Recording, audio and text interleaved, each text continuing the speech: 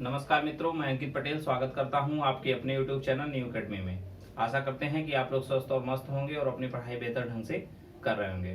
Friends, जैसा कि हम लोग जो है आधुनिक भारत में यूरोपीय कंपनियों का आगमन जो है पढ़ रहे हैं, उसके अंतर्गत अभी तक एक वीडियो जा चुका है जिसमें हम लोगों ने देखा कि कंपनियां कैसे आई, क्या उनके आने का क्रम रहा, कंपनी स्थापना का क्या क्रम रहा, पहली फैक्ट्री उन्होंने कहाँ बनाई। ठीक है, ये सारा वीडियो और हम लोगों ने कल जो है पुर्तगाल के बारे में और डच के बारे में अच्छे से अध्ययन कर लिया है। जो मित्र उस वीडियो को नहीं देखे हैं, इस वीडियो के डिस्क्रिप्शन बॉक्स में लिंक दे दी जाएगी, आप वहां से जाके प्रीवियस वीडियो देख सकते हैं। हम आप लोगों से गुजारिश करते हैं कि सबसे पहले जाके वो वीडियो देखें, इसके बाद ये देखें तो उनको ज्यादा समझ में आएगा। ठीक है, आप डिस्क्रिप्शन बॉक्स में हमारे टेलीग्राम से भी जुड़ सकते हैं। अगर आपको कोई डाउट है आप कमेंट कर सकते हैं, टेलीग्राम पे भी पूछ सकते हैं, आपको हर प्रकार से हेल्प की जाएगी। तो आइए देर न करते हुए आज के वीडियो की शुरुआत करते हैं। आज हम पढ़ने वाले हैं यूरोपीय कंपनियों का आगमन पार्ट 2।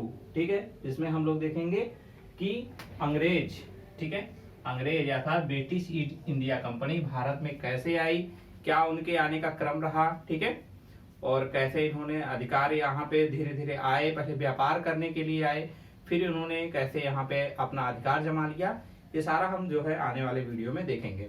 तो क्या होता है कि 1600, ठीक है, यहाँ पे देखिए यूरोप है ये, ठीक है, यहाँ पे यूरोप है, यूरोपीय कंपनी ही आए, जैसे पहले पुर्तगाल आया उसके बाद डच आया, तो अंग्रेज भी एक वहां पे, यूरोप जो है एक महाद्वीप है, ठीक है, यूरोप क्या है, एक महाद्वीप है, वहां पे बहुत सारे देश हैं। तो उसी देश में एक पुर्तगाल है, डच है, अंग्रेज हैं, फ्रांसीसी हैं, डेनमार्क हैं, ये सारे देश थे। तो धीरे धीरे करके उन्होंने कैसे कैसे आया, तो उसी क्रम में आज हम देखते हैं कि अंग्रेज कैसे आए। तो वहां पे एक महारानी थी, महारानी एलिजाबेथ, ठीक है, तो डेट थी 31 दिसंबर 1600 ईस्वी को, ठीक है। कुछ लोगों के समूह ने, ठीक है, कुछ लोगों के समूह ने एलिजाबेथ से एक अधिकार पत्र प्राप्त किया कि हम जो है भारत में व्यापार करने जा रहे हैं। तो एलिजाबेथ ने क्या किया कि उनको जो है 15 वर्षों के लिए अधिकार दे दिया कि आप जाइए वहां पे शासन कर, मतलब सॉरी शासन नहीं, आप वहां पे व्यापार कर सकते हैं। तो उन्होंने क्या किया कि एक पत्र लिखा। किसके नाम पत्र लिखा उन्होंने पत्र लिखा था अकबर के नाम से, ठीक है, अकबर के नाम से उन्होंने पत्र लिखा। तो यहाँ पे उस समय भारत में क्या था, मुगल शासन था, क्या था, मुगल शासन था। तो मुगल शासक जो है अकबर के नाम उन्होंने पत्र लिखा। तो जब ये पत्र लेके वहां से चलते हैं, कौन चलता है, वहां के जो क्या नाम था उनका, कैप्टन हॉकिंस, ठीक है, कैप्टन हॉकिंस एक अंग्रेज थे और भी लोग उनके साथ में थे, मतलब मुखिया के रूप में कैप्टन हॉकिंस थे। वहां से वो चलते हैं 1600 ईस्वी में। इसी बीच क्या होता है कि 1603 ईस्वी में ये महारानी जो एलिजाबेथ थी उनकी मृत्यु हो जाती है, ठीक है, और वहां पे एक राजा बन जाते हैं 1603 ईस्वी में, जेम्स प्रथम। तो जेम्स प्रथम राजा हो गए। और यहाँ पे भारत में क्या होता है कि जो मुगल शासक अकबर थे उनकी मृत्यु हो जाती है, किसमें, 1605 ईस्वी में उनकी मृत्यु हो जाती है, ठीक है। तो ये जो है पत्र जो है किसके नाम से लेके चले थे, अकबर के नाम से। लेकिन जो कैप्टन हॉकिंस भारत में पहुंचते हैं समुद्री मार्ग करते हुए, उनको काफी समय लग जाता है और वो 1608 ईस्वी में भारत में पहुंचते हैं। उस समय भारत में स्थिति ये होती है कि अकबर ना होके राजा, उस समय उनके पुत्र जहांगीर शासक बन जाते हैं। तो ये क्वेश्चन पूछा जाता है कि कैप्टन हॉकिंस जो है किसके दरबार में आए थे, ठीक है। तो आप बताएंगे कि किसके दरबार में आए, जहांगीर के दरबार में आए। अगर ये पूछा जाए कि किसके नाम से वो अधिकार पत्र लेके आए थे, किसके नाम का पत्र लेके आए थे, तो आप बताएंगे अकबर का नाम, ठीक है। तो ये क्वेश्चन ध्यान रखिए, दोनों प्रकार से प्रश्न पूछा जाता है। तो क्या हुआ कि ये जो है 31 दिसंबर 1600 ईस्वी को वहां से अधिकार पत्र लेकर चले थे और 1603 ईस्वी में एलिजाबेथ की मृत्यु हो जाती है और 1605 ईस्वी में अकबर की मृत्यु हो जाती है। फिर ये 1608 में यहाँ पहुंचते हैं भारत में। कैप्टन हॉकिंस जहांगीर से मिलते हैं, अपनी बात रखते हैं कि हम जो है वहां से आए हैं, ब्रिटेन से आए हैं, ठीक है, और आपके यहाँ भारत में व्यापार करना चाहते हैं, आप हमको जो है सहूलियत प्रदान करिए, हमको एक जो है अधिकार दीजिए कि हम यहाँ पे व्यापार कर सकें, ठीक है। ये जो कैप्टन हॉकिंस था ये फारसी भाषा का जानकार था, ठीक है। तो इससे जो है क्या होता है कि जो यहाँ पे जहांगीर होते हैं उसकी बातों से बहुत खुश होते हैं कि ये जो है अंग्रेज होके जो कि फारसी जानता है, इस बात से बहुत प्रभावित होते हैं और उसका बहुत मान सम्मान करते हैं, उसको अपने यहाँ रखते हैं और उसको इतना खुश होते हैं कि उसको एक नाम दे देते हैं इंग्लिश खा की उपाधि। ठीक है, जहांगीर जो है उसको इंग्लिश खा की उपाधि किसको प्रदान करते हैं? कैप्टन हॉकिंस को। ठीक है, जो कि प्रथम अंग्रेज था जो कि भारत आया था। ये क्वेश्चन पूछा जाता है कि भारत में आने वाला प्रथम अंग्रेज कौन था, तो आप बताएंगे कैप्टन हॉकिंस। ठीक है, तो कैप्टन हॉकिंस से ये चीजें हो गई। फिर क्या होता है कि जब अंग्रेज यहाँ पे प्रधान मतलब जो है एक अधिकार पा लेते हैं तो फिर वो धीरे धीरे व्यापार करते हैं और उन्होंने जो है जहांगीर से एक व्यापारिक कोठी बनाने की मांग की। तो जो है उन्होंने क्या किया, उनको प्रदान कर दिया कि आप अपना एक फैक्ट्री या कोठी बना सकते हैं। तो यहाँ से देखिए कोठी या फैक्ट्री से जो है बहुत सारा कंफ्यूजन होता है, तो आप यहाँ पे एक बार देख लीजिए कि किस प्रकार के प्रश्न पूछे जाएंगे तो हमको क्या जवाब देना है। ठीक है, तो आप लोग इसको ध्यान दीजिएगा, ये तीनों पॉइंट पे ध्यान रखिएगा। अगर ये पूछा जाए कि अंग्रेजों ने अपनी प्रथम फैक्ट्री कहाँ बनाई, तो आप बताएंगे कहाँ बनाई? सूरत में बनाई। कहाँ बनाई? सूरत में बनाई। अगर ये पूछा जाए कि अंग्रेजों ने दक्षिण भारत में प्रथम फैक्ट्री अपनी कहाँ बनाई थी, अगर दक्षिण भारत नाम लगा देगा तो आप बताएंगे मसूलीपट्टनम में बनाई। और कहाँ कब बनाई थी? 1611 ईस्वी में। और कल हमने बताया भी था कि मसूलीपट्टनम कहाँ है? आंध्र प्रदेश में है। तो इसको भी ध्यान आप रख सकते हैं कि मसूलीपट्टनम ये जगह कहाँ पे है? आंध्र प्रदेश में है। अगर ये पूछा जाए कि पूर्वी भारत में अंग्रेजों ने अपनी प्रथम फैक्ट्री कहाँ बनाई थी, तो उन्होंने अपनी प्रथम फैक्ट्री बनाई थी उड़ीसा के बालासोर में। कब बनाई थी? 1633 ईस्वी में। तो आई होप जो यहाँ से क्वेश्चन बनते थे आज तक जो आपको कंफ्यूजन था वो दूर हो गया होगा। अगर ये पूछे कि अंग्रेजों ने भारत में प्रथम फैक्ट्री कहाँ बनाई, तो क्या बताएंगे? सूरत में बनाई। दूसरा क्वेश्चन, अगर ये पूछा जाए कि अंग्रेजों ने दक्षिण भारत में अपनी प्रथम फैक्ट्री कहाँ बनाई, तो आप बताएंगे कहाँ? मसूलीपट्टनम में। मसूलीपट्टनम कहाँ है? आंध्र प्रदेश में है। अगर ये पूछे कि उन्होंने पूर्वी भारत में प्रथम फैक्ट्री कहाँ बनाई, तो उड़ीसा के बालासोर में। कब बनाई? 1633 ईस्वी में। तो ये हो गया जो है कैप्टन हॉकिंस कैसे आए। और हाँ, एक क्वेश्चन यहाँ पे और ध्यान रखिएगा कि अगर ये पूछा जाए कि कैप्टन हॉकिंस किस जहाज से भारत आया था, तो आप ध्यान रखिएगा जहाज का नाम था हेक्टर। जैसे इसका नाम हॉकिंस है, हॉकिंस हेक्टर, हॉकिंस हेक्टर, ऐसे आप लोग इसको जो है याद रख सकते हैं। मैं यहाँ लिख दे रहा हूं हेक्टर जहाज, आप इसको नोट डाउन कर लीजिएगा। ठीक है, आप लोग पेन और कॉपी लेके बैठे ही होंगे और सारे पॉइंट को जैसे जैसे बता रहा हूं नोट करते चलिए। आपका वीडियो समाप्त होने के साथ ही आपका एक नोट्स बन जाएगा जो कि बहुत ही आपको रिवीजन में हेल्प करेगा। नहीं तो आप ऐसे वीडियो देख लेंगे, लगेगा याद है, और फिर उसको रिवाइज नहीं करेंगे तो सारा का सारा चला जाएगा। तो आप लोग जो है वीडियो देखने के साथ पेन और कॉपी लेके जरूर बैठे। तो ये हो गया कैप्टन हॉकिंस कैसे आया। इसके बाद क्या होता है कि कैप्टन हॉकिंस जो है भारत से जो है अपने देश वापस चला जाता है और भारत से और अंग्रेज का व्यापार चलता रहता है।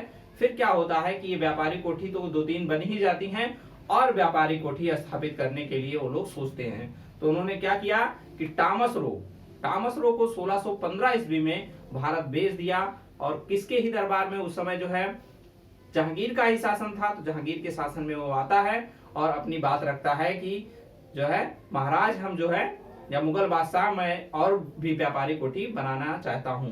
तो जो है जहांगीर उसको जो है अनुमति प्रदान कर देते हैं। तो पहला अंग्रेज कौन था? Captain Hawkins. और दूसरा अंग्रेज कौन था? Thomas Roe. इसको भी आप लोग ध्यान रखिएगा, क्वेश्चन दोनों पूछा जाता है कि भारत आने वाला प्रथम अंग्रेज और भारत आने वाला द्वितीय अंग्रेज। तो द्वितीय अंग्रेज जैसे पूछेगा टॉमस रो बताएंगे क्यों आया था, तो व्यापारिक जो है कोठी स्थापित करने के लिए सहमति मांगने आया हुआ था। फिर 1615 की बात आ जाती है। फिर एक दौर आता है 1632 का। ये अंग्रेजों के लिए बहुत ही टर्निंग पॉइंट था। अंग्रेज तो यहाँ पे शासन कर रहे थे भारत के बहुत सारे, जैसे यहाँ पे गुजरात है, यहाँ पे उन्होंने सूरत में, यहाँ पे उड़ीसा में, ठीक है, और यहाँ मसूलीपट्टनम में भी अपनी व्यापारी कोठी स्थापित कर ली।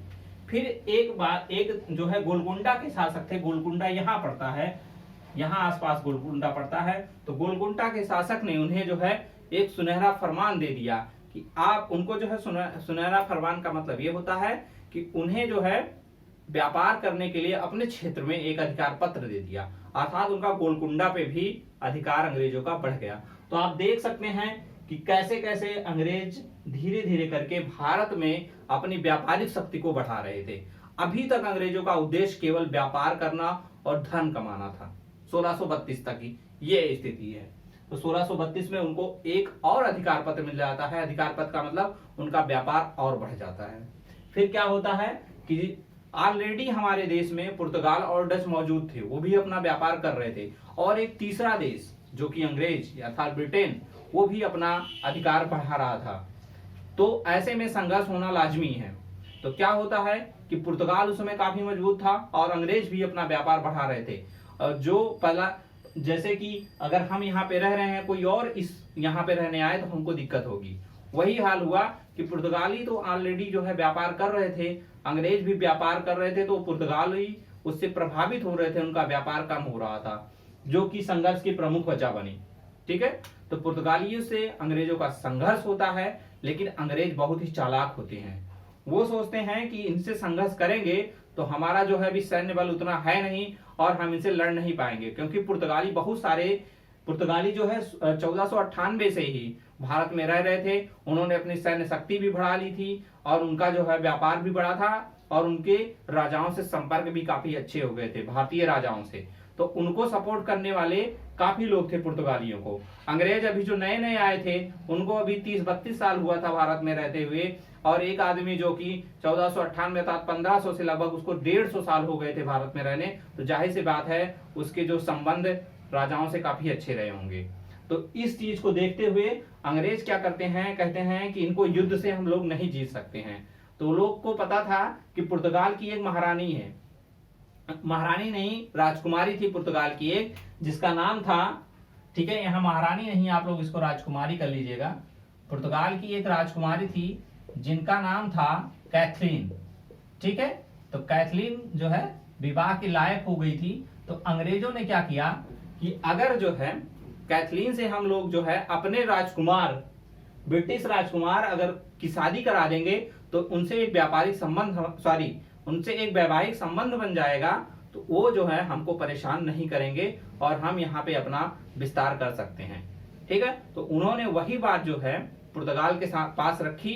पुर्तगालियों ने ये बात सहर्ष स्वीकार कर लिया और कैथरीन का विवाह जो है उन्होंने राजा चार्ल्स द्वितीय से कर दिया।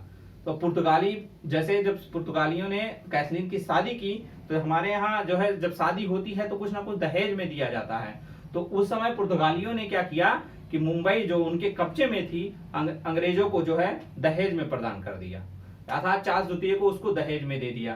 तो चार्ल्स, ये कब की घटना है, 1661 में हुआ था ये विवाह का कार्यक्रम।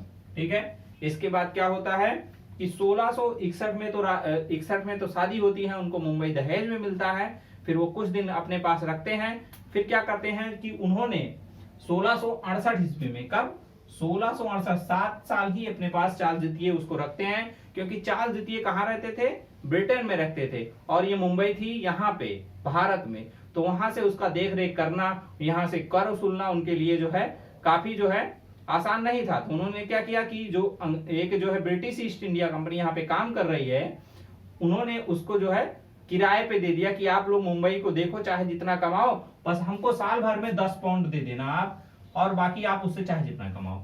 तो उनका भी काम समाप्त हो गया। जैसे क्या होता है कि लोग आजकल कॉन्ट्रैक्ट पे खेती दे देते हैं कि आप चाहे जो होगा हमको 10,000 5,000 वार्षिक दे देना। ठीक है, तो वही हाल था कि उन्होंने मुंबई को दे दिया कि भाई साहब आप इसको रो है अपने पास रखो और 10 पाउंड हमको दे देना। तो देख रहे हैं कि भारत का क्षेत्र और कौन कौन इसको जो है यहां से कर वसूल रहा है। तो ये हुआ 1668 की बात, उन्होंने उसको किराए पे दे दिया। फिर क्या होता है, अंग्रेज अपना जो है यहाँ पे व्यापार करते हैं और जो है उसी बीच भारत में मुगल सत्ता भी बदल जाती है। जहांगीर थे, जैसे देख रहे हैं आप, जहांगीर के शासनकाल में हॉकिंस आया। फिर उसके बाद जो है शाहजहां आते हैं। शाहजहां के बाद जो है औरंगजेब शासक बनता है। औरंगजेब जो है अंग्रेजों को बिल्कुल नापसंद करता था। वो चाहता था कि भारत में केवल भारतीय लोग रहें, ये विदेशी जो यूरोपीय आए हुए हैं इनको भगा दिया जाए। तो वो काफी कुछ जो है उनपे जो है लगाम लगाने की कोशिश करता है, जिससे अंग्रेज जो है जो है इससे दुखी हो जाते हैं और वो एक जो है समय आता है 1668 ईस्वी का, जब जो है मुगल अर्थात मुगल और जो है अंग्रेज के बीच क्या होता है, संघर्ष की स्थिति बनती है। उस समय मुगल शासक कौन थे, औरंगजेब थे। औरंगजेब का अगर शासनकाल पूछा जाए तो 1657 से 1707 ईस्वी तक उनका शासनकाल था। तो आप देख रहे हैं ये युद्ध जो है 1688 में हुआ था, अर्थात उस समय शासन औरंगजेब का था। औरंगजेब के साथ जो है अंग्रेजों का युद्ध होता है। अंग्रेजों की कमान कौन संभाल रहे थे, उनका नाम था sir John child. Sir John child, जैसे कि सर जॉन चाइल्ड, चाइल्ड मतलब बच्चा, यहां से हम समझ सकते हैं चाइल्ड मतलब बच्चा। तो अंग्रेज जो औरंगजेब तो जो है अंग्रेजों को इतनी बुरी तरह से हरा देते हैं कि ये जो बच्चे थे चाइल्ड साहब, ये भाग मतलब समझ लो जो अपनी जान बचा के भागते हैं और एक द्वीप पे छुप जाते हैं। ठीक है, एक समुद्री द्वीप पर ये छुप जाते हैं। इसके बाद देखिए अंग्रेज इतने चालाक होते हैं कि फिर वो भारत आते हैं, मतलब पुनः आते हैं, औरंगजेब से माफी मांगते हैं और कहते हैं कि हमसे गलती हो गई, आप जो कहेंगे हम वही करेंगे, बस हमको थोड़ी सी यहाँ व्यापार करने की जो है अनुमति आप प्रदान कर दीजिए। औरंगजेब यहीं पे वो जो है पिघल जाता है, नहीं तो वो जो है अंग्रेजों को भगा दिया था। लेकिन यही जो है समझ लीजिए भारत के लिए एक दुर्भाग्य ही कहेंगे, अगर औरंगजेब वहां से उनको नहीं आने देता तो क्या होता कि अंग्रेज नहीं आते। ठीक है, लेकिन औरंगजेब कहता चलो ठीक है, आप गलती हो गई, अब जो कहेंगे वही मानना, वो लोग भी मान लेते हैं। ठीक है, इसके बाद वो लोग अपना शासन करने लगते हैं। ठीक है, तो कुछ शर्तों के साथ उसको भारत में रहने दिया जाता है। फिर क्या होता है 1707 में औरंगजेब जो है औरंगजेब की मृत्यु हो जाती है। उसके बाद भारत में मुगल बादशाह में कोई अच्छा शासक हुआ नहीं, मतलब वो कुल मिला के एकदम जो है बेकार शासक थे, ना उनके पास युद्ध की कला थी, ना उनके पास जो है अच्छे मंत्री थे कि वो लोग भारत को संभाल सके। धीरे धीरे स्थिति ऐसी आती है कि वो कठपुतली, अंग्रेजों के कठपुतली बन के मुगल शासक रह जाते हैं। ठीक है, इसके बाद एक शासक आते हैं मुगल में, उनका नाम था फारुखसियर। फारुखसियर साहब जो है 1707 ईस्वी में शासक बनते हैं। और उसी समय एक अंग्रेज आता है उनके पास, जिसका नाम था जॉन सरमन। जॉन सरमन उनको मीठी मीठी बातें में अपने बहका लेता है और उनसे एक जो है महाअधिकार पत्र, जिसे शाही फरमान कहा जाता है, शाही फरमान को प्राप्त कर लेता है। फरमान का मतलब एक उनसे काफी सहूलियत वो प्रदान कर लेता है। उनको बहका के 3000 रुपए वार्षिक कर पर बंगाल को ले लेता है और जो है 10,000 वार्षिक कर पर वो जो है पूरे सूरत को ले लेता है। अर्थात सूरत में कुछ भी वो लोग व्यापार करें अब उनको कोई नहीं रोकने वाला था। वही हाल बंगाल का था। अब तक तो मान लीजिए, अब तक जो स्थिति थी इसके पहले वाली, जब जहांगीर थे, औरंगजेब थे, तो जो है मुगल शासकों का उस पे जो है रोक टोक था कि आप क्या कर रहे हैं, कैसे कर रहे हैं। और लेकिन जब ये 3000 और 10,000 वार्षिक पे उनसे ले लेते हैं तब वो पूछ भी नहीं सकते थे कि भाई साहब आप क्या कर रहे हैं यहाँ पे, क्योंकि यही शर्त उनको दिया गया था। और उसके बाद क्या होता है कि मुंबई के सिक्के पूरे भारत में चलने लगे थे। अंग्रेज उस समय तक अपने सिक्के मुंबई में जारी कर दिए थे, मुंबई में उसी से व्यापार होता था। अब वो सिक्के पूरे भारत में जारी हो गए थे। तो जिसको जो है ये जो 1717 में फारुखसियर ने जो उनको एक शाही प्रमाण दिया, उसी को जो है मैग्ना कार्टा या महाअधिकार पत्र कहा जाता है।